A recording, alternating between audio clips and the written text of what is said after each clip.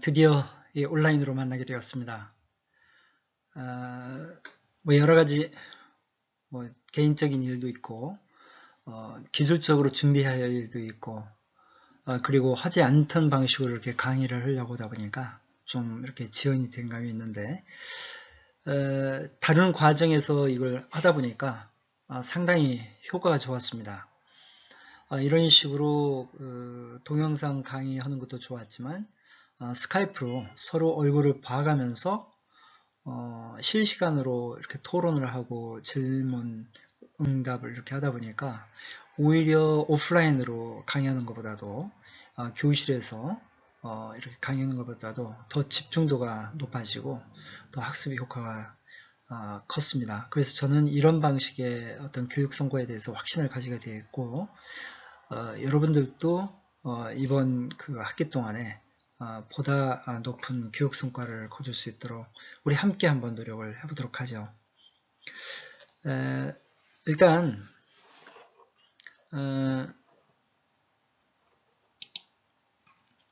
그 첫 번째 강의는 이제 유네스코의 역사적 배경에 대해서 강의를 좀 하려고 그래요. 근데 제가 자료를 올려놓은 것 이렇게 보시면은 오늘서부터 해서 6월 18일 또 그것이 좀 부족하다 보면 6월 19일까지 해서 총 15강을 좀 하게 되는데 이 과정을 통해서 좀 여러분들이 유네스코 문화정책에 대해서는 좀 확실하게 마스터를 좀 했으면 해요. 사실 지난 학기에는 너무 욕심을 가지고 넓은 분야의 어떤 이슈들을 여러분들에게 주입은 아니고 같이 토론하고 고민하자고 했는데 그것이 효과가 별로 안 좋았어요. 그래서 이번에는 제한된 범위의 어떤 그 이슈들을 가지고 우리가 좀 더 면밀하게 볼 수 있도록 그렇게 하도록 하겠습니다. My childhood memories, the ones that stick out most, would be playing around these really ancient monuments.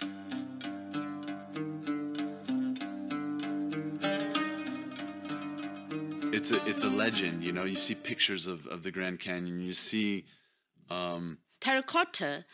It was built by the first Chinese emperor Qin Shi Huang.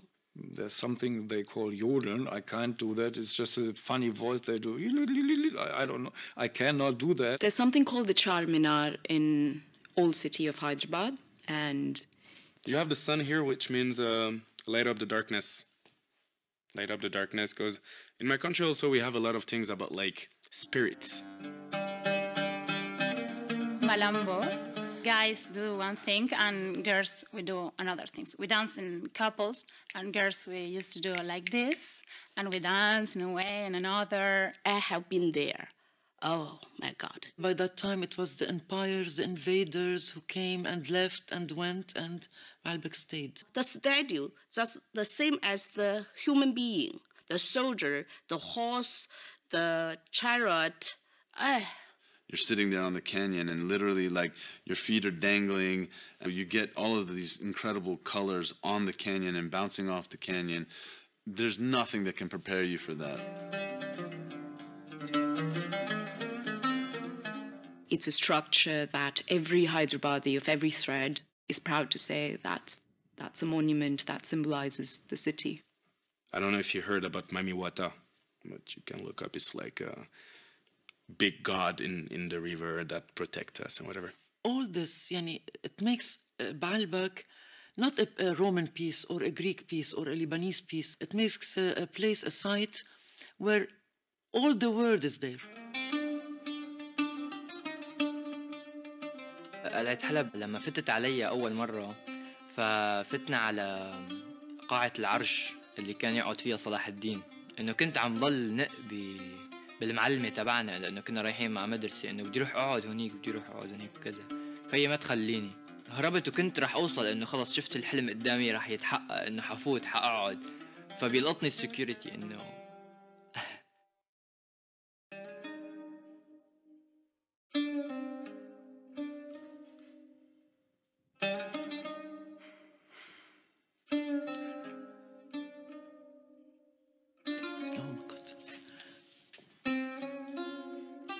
I couldn't accept it. I can't imagine the United States of America without the Grand Canyon. The idea that that would not be there, I mean, If they said no, there's no more that thing, I mean, it will be a shock, it will be sad. It would be violence. I would feel violated. I would think I'm in the wrong movie. If we destroy the past, that means we will destroy the present and no future. I can't imagine Lebanon without Baalbek. It exists. It will always be there, I hope. انه انت تشوف تاريخك تشوف الاماكن الحلوه اللي كنت بتحبها اللي كنت تزورها اللي كنت عايش فيها كلياتها صارت ولا شيء ما عادت موجوده يعني هو صعب بس بدنا نصلحه.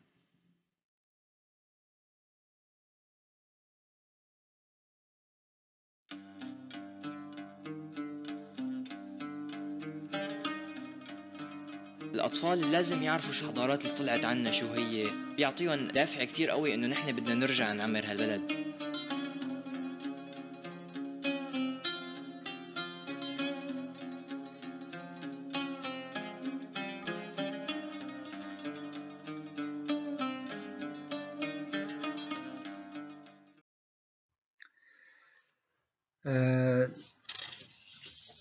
유네스코 문화정책을 공부하는 이유에 대해서 여러분들한테 물어보면 일단 교과목에 이렇게 편성이 되어 있고 그리고 하마니 교수께서 이 과정을 없애지 않기 위해서는 몇 명이라도 좀 들어줬으면 좋겠다고 해서 여러분들이 참 저와 함께 하는데 사실 별로 관심이 없죠. 왜 유네스코를 공부해야 하는지, 왜 유네스코 문화정책이 중요한 것인지 거기에 대해서 사실은 공감대가 형성되어 있지 않고 필요성도 그렇게 못 느끼고 있는 것 같아요. 그렇지만 이 유네스코를 통해서 우리의 시각을 글로벌하게 펼칠 수 있고 그리고 유네스코가 지향하는 가치에 대해서 우리가 이해를 얼마나 하느냐에 따라서 여러분들이 지식인으로서 그 품격이 달라진다고 저는 생각을 하고 있어요. 문화정책의 한 분야로서 문화유산 보존을 합리적으로 이행하기 위해서는 본질적 가치를 알아야 하는데 그 본질적 가치는 우리 민족문화는 중요한 것이야 또는 민족문화는 보호해야 한다라고 하는 어떤 애국주의적인 또는 윤리적인 그런 입장을 가지고 우리가 문화유산을 대하게 됩니다. 그렇지만 이것을 글로벌하게 본다면은 유네스코를 둘러싼 국제적인 전문가들이 2차 대전 때부터 해서 우리의 어떤 지적인 자원들을 어떻게 보호를 해야 하고 특히 2차 대전이 끝나고 난 다음에 이런 어떤 사회적 갈등, 정치적 갈등, 전쟁의 참화 속에서 문화유산이 어떻게 파괴되어 가는지 그것을 목격을 해온 것입니다. 그래서 처음에는 유형의 문화재를 보존해야 한다는 어떤 그 초보적인 발상에서 시작을 해서 유형의 문화재 이면에 있는 무형적인 요소까지 보존해야 한다라고는 Cultural Heritage Safeguarding을 우리가 그 논의를 하게 된 것이죠. 그래서 유네스코 문화정책을 배운다는 것은 여러분들이 대학원과정으로서 박사학위 또는 그 이상의 어떤 지적인 활동을 하는 데 있어서 상당히 중요한 어떤 관문이라고 저는 생각을 하고 있어요. The Convention for the Safeguarding of the Intangible Cultural Heritage of Humanity intend to safeguard the expressions of intangible cultural heritage that are endangered because of processes of globalization, of the widespread communication worldwide, which is threatening seriously some very fragile yet very important heritage. So UNESCO, because it is in charge of safeguarding intangible heritage and the rest of heritage, has elaborated this convention that is aiming to help the states to take the appropriate measures at the national level, but also to inscribe elements on the list, like on the World Heritage List, in order to show and to safeguard these elements. The convention foresees two lists: the list for elements in need of urgent safeguarding and a list for elements that are in good wealth but are representative of the intangible heritage of humanity. The main list is, of course, the most important list is, of course, the urgent safeguarding list. The states are inscribing by themselves, are proposing by themselves elements that they feel deem the attention of the international community. They foresee safeguarding plans, but they very often need the mobilization, including by funding, of the international community. The second list intends to raise awareness about the importance of intangible cultural heritage. The young generation are very much targeted with this list because they must understand that they are the ones that are going to ensure or not the vitality and transmission of these elements to the next generations. So we need also to show that intangible heritage is not only something at risk of disappearing, but also something that is embodied in the lives, in our daily lives. The elements are proposed by states, but states must ensure for each element they propose that they have the free, prior and informed consent of the communities. They are not allowed to propose an element without the consent of the community. Moreover, they need to ensure the full participation of the communities in the safeguarding plan. Now, those who decide are 24 state parties elected by the General Assembly of State Parties, those that ratify the convention. They are elected every 2 years, 24 members. They are sitting in a committee and they are those who decide.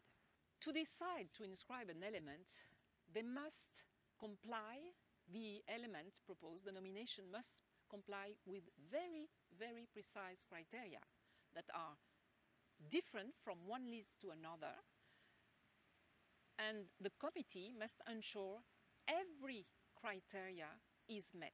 If only a single criteria, for example, if the informed, free and prior consent of the community is not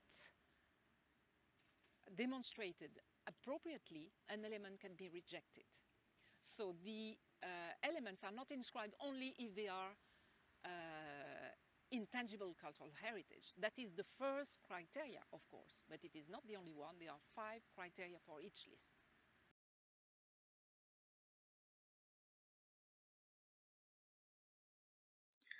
방금 여러분들이 동영상을 통해 본 유네스코 세실 디벨 무형유산 과장이 무형유산 보호 협약의 배경에 대해서 들어보셨습니다. 지금 여기에서 얘기하는 여러 가지 그 설명 중에서 우리가 눈여겨봐야 할 것은 무형문화유산 정책이 어떤 의미를 가지고 있느냐, 인류 문명에 있어서 하나의 패러다임 전환을 우리가 이제 요구하고 있는 것이다. 왜냐면은 무형유산 보호 정책은 그 문화유산 보존에 대한 기존의 패러다임에서 문화유산을 통해서 문화적 다양성을 보존하고 그리고 인류의 창조적인 그 잠재력을 키우는 것으로서의 어떤 발상의 전환을 이루는 것이죠. 따라서 무형문화유산 보호 정책은 이 이면에 있는 여러 가지 어떤 정치, 경제, 사회문화적 배경을 비롯해서 무형문화유산의 본질적 가치를 어떻게 보존할 것이냐에 대해서 우리가 공부를 하게 되면은 우리 문명사의 발전이 어떤 방향으로 가고 있다라는 것을 우리가 알 수가 있는 것이에요. 그래서 우리는 무형유산 또는 유형유산 그리고 여러 가지 수중문화재 등등 여러 가지 형태의 그 문화유산 보존하는 것이 단순하게 그 문화재 어떤 그 물리적 형태만 보존한 것이 아니라 그 본질적 가치가 뭐냐라고 하는 어떤 종합적인 검토와 그리고 이것이 가지고 있는 우리 문명사에 있어서의 의미를 함께 보존하는 것이다. 이렇게 볼 수가 있는 것입니다.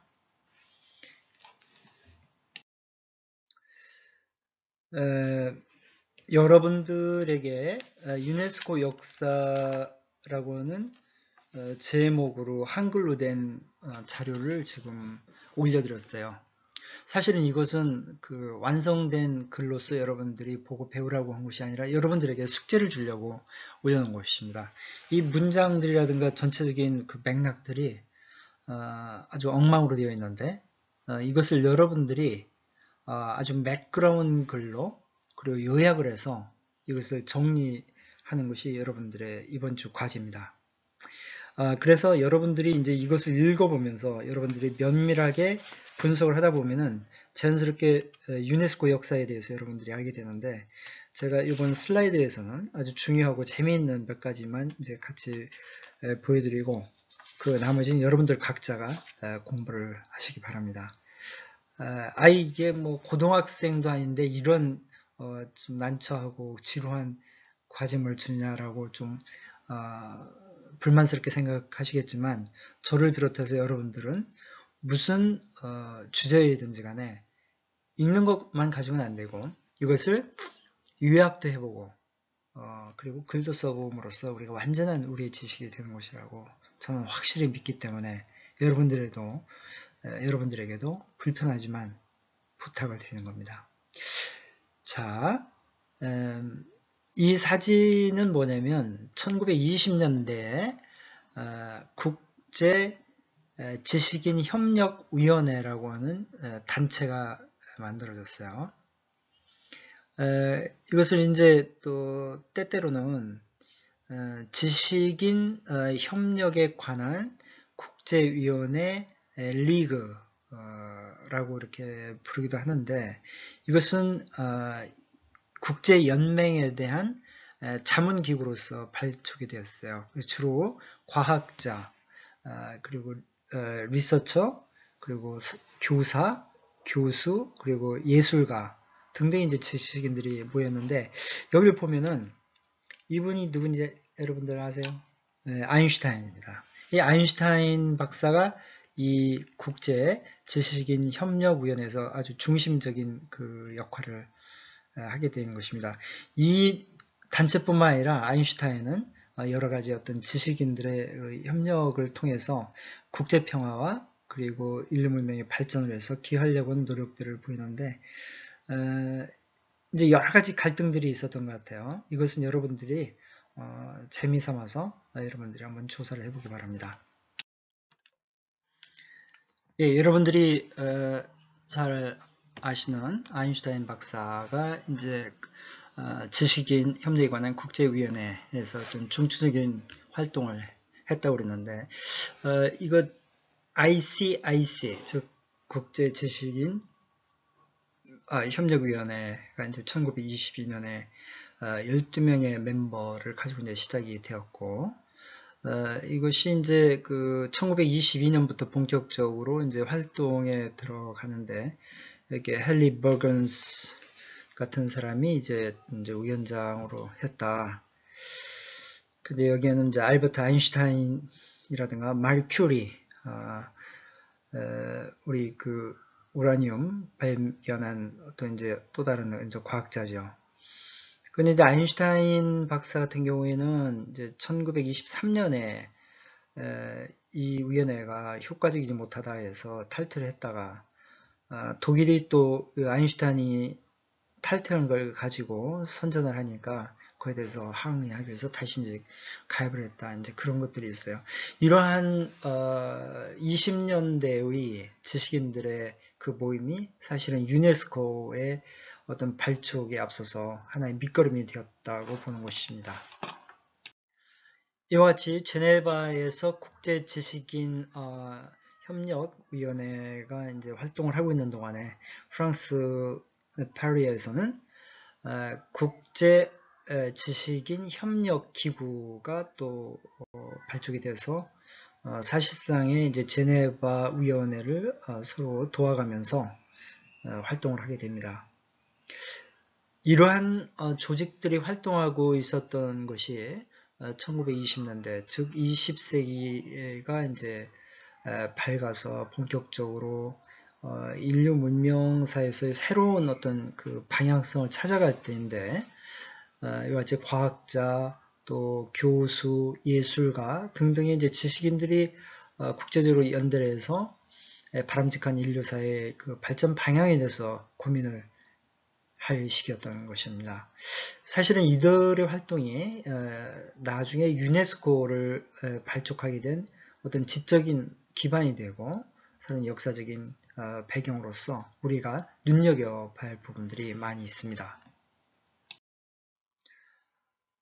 근데 이러한 어떤 지식인들의 협력위원회보다도 유네스코 발족에 직접적으로 이제 이끌었던 그런 기구가 있었는데, IBE, 즉 International Branch of Education, 즉 국제교육기구인데, 원래는 1925년에 이제 발족이 되었고, 아주 저명한 어떤 심리학자들이라든가 또는 교육학자들이 모여가지고 어떤 그 인류의 인적 자원들 개발을 위해서 무엇을 할 것인가에 대해서 논의를 했던 것입니다. 처음에는 비정부 기구로서 독립적으로 활동을 했었는데, 사실은 이들이 나중에는 유네스코가 이제 발족이 된 이후에는 가장 먼저 카테고리 1, 즉 어떤 직접적인 유네스코의 부속 기구가 됩니다. 사실 이 내용을 보면은 또 여기에도 알버트 아인슈타인이 참여를 하게 되고, 또 이 중추적인 역할은 피아제, 즉 그 인지심리학자로서 유명한 피아제가 이 조직을 이끌었다고 합니다. 이와 같이 IBE 국제교육기구가 유네스코 발족을 하는데 직접적인 영향을 미쳤다고 합니다. 사실상 유네스코는 우리에게는 문화에 관한 기능으로서 잘 알려져 있고 우리에게 이제 가까운 국제기구인데, 유네스코의 어떤 기능 중에서는 교육이 가장 중요하죠. 사실 그래서 우리나라에서도 교육부가 유네스코에 대해서 제1차적인 그 어떤 창구 역할을 하고 있고, 대개 이제 유네스코 한국위원회 사무총장도 교육부 출신들 관료라든가 교수들이 담당하는 경향들이 있습니다. 그렇기 때문에 이제 IB, 그러니까 International Branch of Education, 국제교육기구가 유네스코보다도 먼저 발족이 되어서 교육 문제에 대해서 이제 활동을 하게 되고, 그것이 이제 1945년도에 유네스코가 이제 발족된 이후에는 그 유네스코가 이제 교육 기능을 할 수 있도록 도와주는 전문기구가 되었었던 것입니다. 근데 1952년도에는 어떤 그 유네스코와 국제교육기구 IBE 사이에 어떤 효과적인 협력 프로그램을 확고하게 진행하기 위해서 상설 합동 그 위원회가 이제 창설이 되는데요. 그로부터 이제 20년 이후에는 그 IBE를 유네스코에 통합시키기 위한 협정이 체결이 됩니다. 1969년도에 IBE가 유네스코와 이제 통합이 되면서 그 기능이 이제 유네스코의 어떤 메인, 어떤 주된 기능으로서 통합이 되는데, 그럼에도 불구하고 IBE는 어떤 그 기능적인 독자성이라든가 지적인 어떤 그 독자성을 유지를 하고 있습니다. 현재 IBE는 유네스코의 이제 카테고리 1로서 가장 오래된 국제기구입니다. 1945년도에 아주 중요한 국제회의가 열립니다. 국제기구에 관한 유엔 회의라고 하는 어떤 그 유엔 설립에 있어서 산파 역할을 한 국제기구였는데, 이것이 샌프란시스코에서 1945년 4월 25일부터 6월 26일까지 열리고, 그리고 6월 26일 날 서명을 함으로써 그 UN 헌장에 서명함으로써 UN이 이제 창립이 되게 됩니다. 그런데 유네스코 설립에 있어서 직접적인 어떤 움직임이 이제 전쟁 중에 이루어지게 됩니다. 동맹국 교육장관 회의가 이제 그 결정적인 모임이 되는데요. 나이지리아와 가나의 이제 사무실들을 열고 1942년도에 영국 어떤 정부의 브리티시 카운슬이 동맹국의 어떤 장관들을 초청을 해서 교육 문제에 관한 국제적인 협력을 도모하는 문제를 협의하기 시작을 했습니다. 그래서 이 회의 결과로서 동맹국 교육장관 회의 CASME가 이제 발족이 됐고 1945년도에는 37개국의 이제 회원국들이 유네스코를 창설하게 됩니다.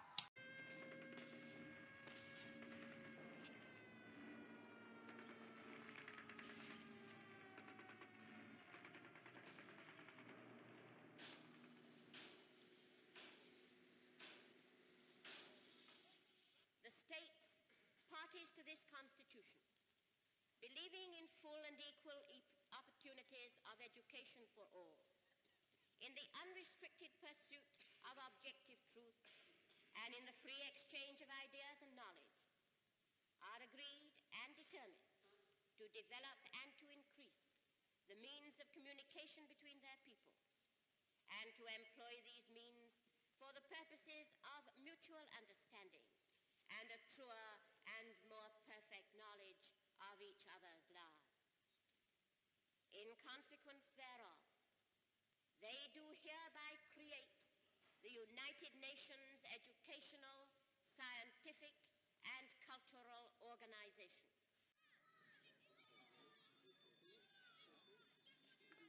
Children who attend school exercise their right to education. Every child on the planet must have access to free primary education.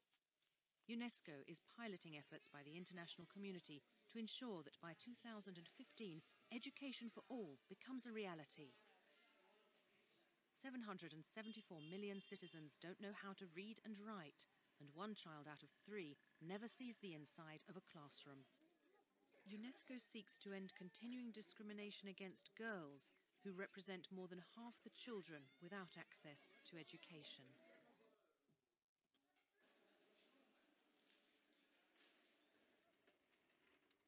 Increasing the number of boys and girls who go to school is not enough. Through our Associated Schools Project network, we want to improve the quality of education at all levels and reduce by half the number of illiterate adults by 2015. We are developing innovative methods to encourage lifelong learning and to train school teachers who are the guardians of education standards. UNESCO also wants to guarantee the right to education in emergency situations, and to do that, the organization rebuilds education systems in post-war regions or those in crisis.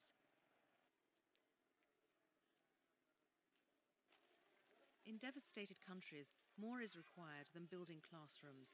We have to reduce intolerance and terrorism by reforming school curricula and revising history books, and using creative education methods, we must restore confidence in those who have suffered from the effects of war.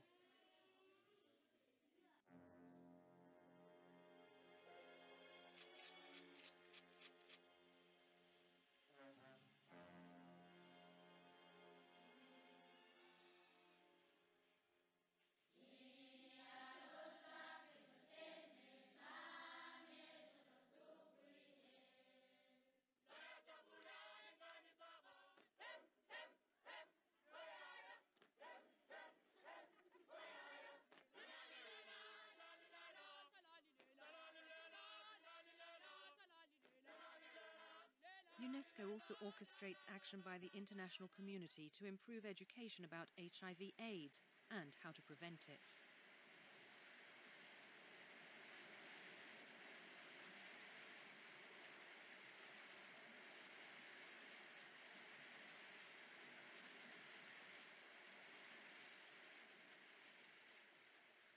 water as the source of life.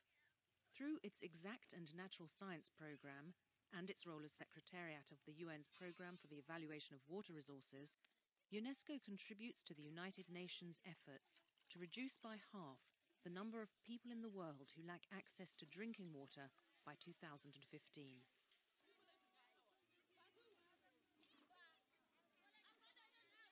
Water must be managed in a sustainable and fair way. Water is a precious resource, especially in urban areas and in arid or semi-arid zones.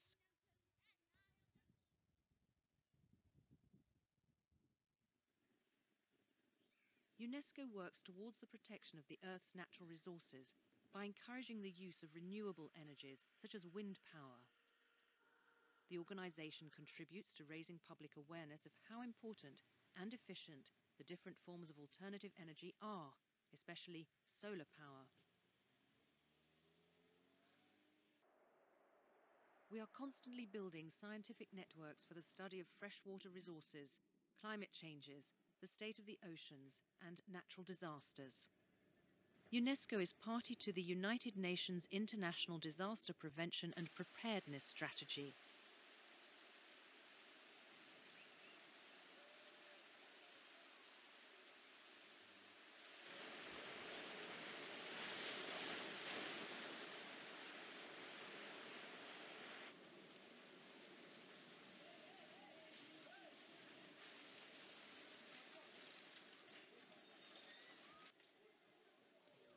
UNESCO set up the first tsunami warning system in the Pacific Ocean in 1968. Today we are extending the network around the globe.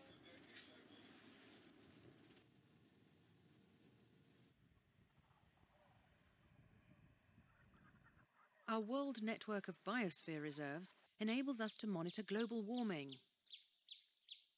managing natural resources while fostering economic growth, a process known as sustainable development, is one of UNESCO's key strategies.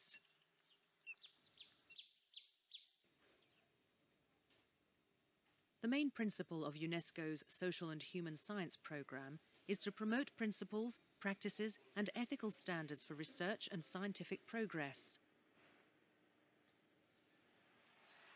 The International Convention Against Doping in Sport encourages countries to set up programs to raise awareness among athletes and to educate them about the dangers of doping.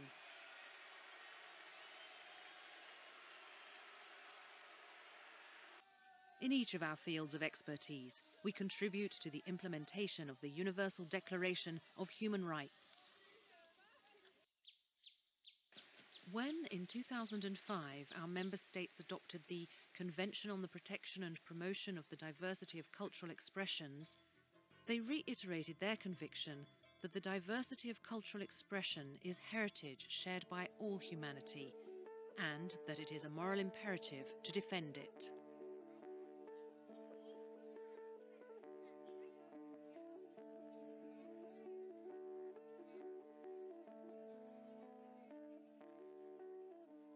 UNESCO also endeavours to protect and preserve our heritage in all its forms. More than 800 cultural and natural sites are registered in the World Heritage List.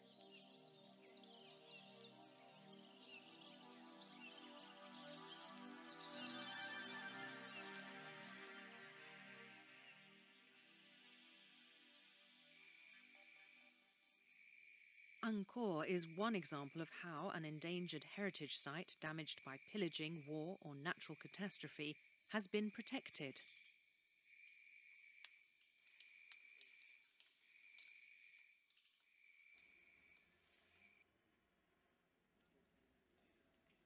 UNESCO protects museums and helps in museum management and training and in the prevention of illicit art trafficking.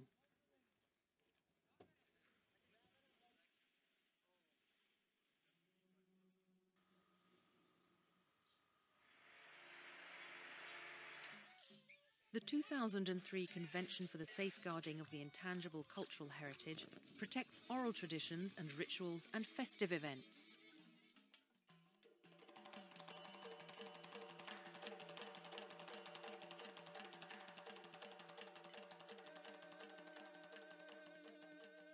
Beyond borders and continents, all our activities foster better dialogue and better communication among cultures. UNESCO encourages intercultural dialogue, especially through the study and a dispassionate reading of history. UNESCO also stresses the need for linguistic diversity. One of the communications sector's main priorities is making technology accessible for education and development. UNESCO assists community radio stations. It also supports multimedia and television centres in isolated areas in developing countries. These centres provide access to digital information and create training opportunities, particularly for women and young people.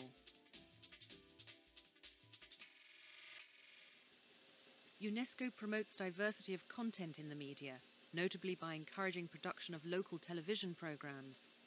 UNESCO is engaged in an unwavering fight for press freedom and freedom of ideas.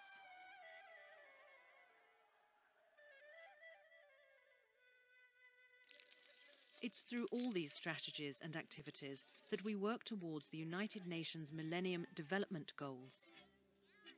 Among these goals are reducing by half the number of people in the world living in extreme poverty by 2015.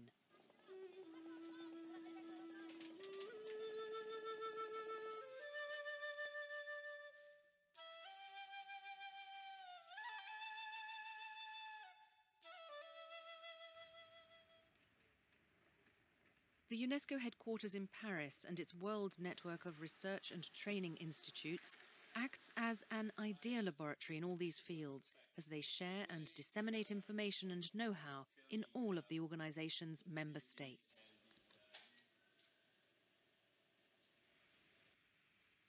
UNESCO considers that education, science, culture and communication as means to achieve the ambitious aim of its founding charter. Since wars begin in the minds of men, it is in the minds of men that the defences of peace must be constructed.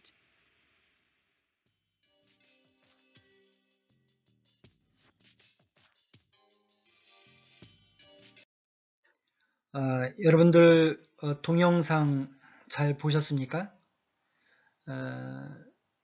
일단은 한글로 이렇게 자막이 없이 영어로 자막이 되어 있기 때문에 여러분들이 경우에 따라서는 이해하는데 좀 약간 좀 불편함이 있었겠지만은 일단 이 동영상은 유네스코가 공식 제작한 유네스코 소개, 특히 역사적 배경을 소개하는 영상입니다. 그래서 유네스코를 공부할 때는 반드시 이 동영상을 한번 봐야 하는 것인데 여러분들이 이 동영상을 보고 유네스코의 어떤 과거 그리고 현재 미래에 대해서 잘 이해했기를 좀 바랍니다.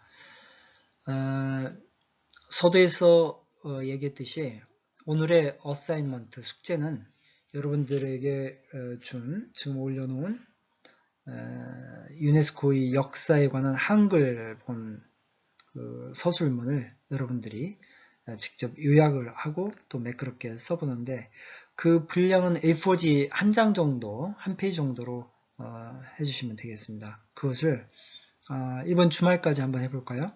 해서 그걸 여러분들이 써보면은 유네스코 역사에 대해서 상당한 지식을 갖출 것으로 생각이 됩니다.